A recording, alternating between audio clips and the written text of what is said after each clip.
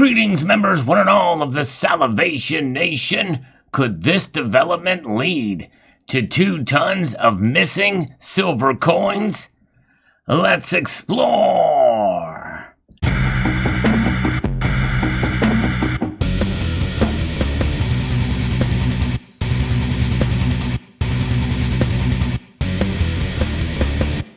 Yes, indeed. Apparently there's a lot of silver missing from a crime scene that I've been chronicling here on this channel.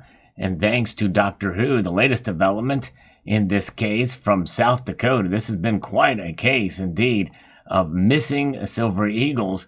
Now $2.7 million worth of them have already been recovered, but there is more that is missing. And this is a story that has been documented here quite extensively in South Dakota, and it's pretty big news there.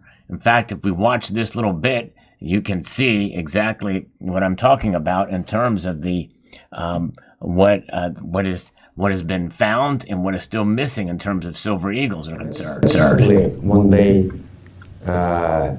silver coins for $2.7 million appeared in this house. They stored it in the garage. This was a way of sort of hiding the money in a way that because it couldn't be kept in banks any longer. Authorities were able to seize another shipment of coins in the U.S. before being sent to Norway.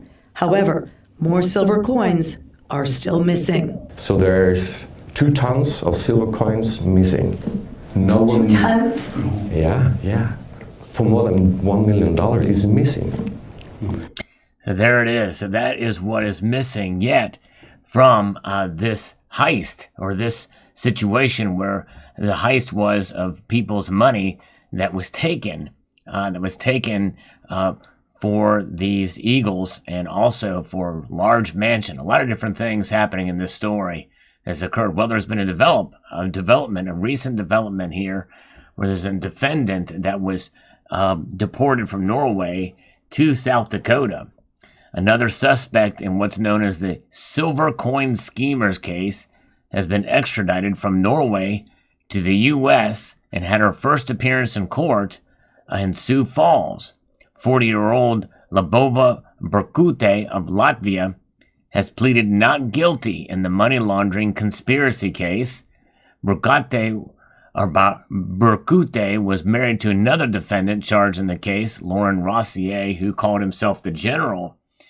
He died in November. Prosecutors say Berkute was treasurer in the fraud schemes. That's an important thing to note here, which means that she may have information as to what happened to the other silver coins. If she was the treasurer, she knew all the finances and the like, and all the money that flowed in and out, and presumably probably bought the coins, which included using investor money to buy millions in silver coins. Berkute is facing money laundering charges.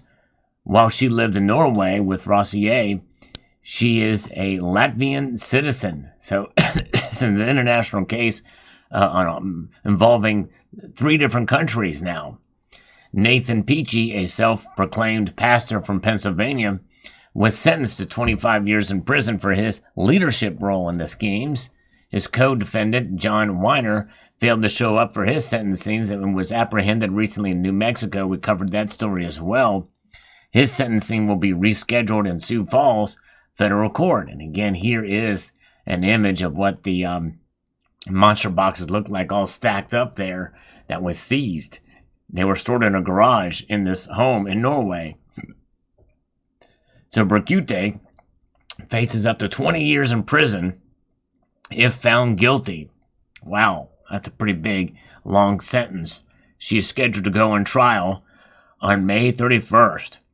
So that is the latest. But the thing is the fact that she is the treasurer means that she very well may know where those missing coins are, or what happened to them anyways, and how they went missing, so that they can be tracked down and recovered. Now, it could be that perhaps she sold them, maybe, for a premium.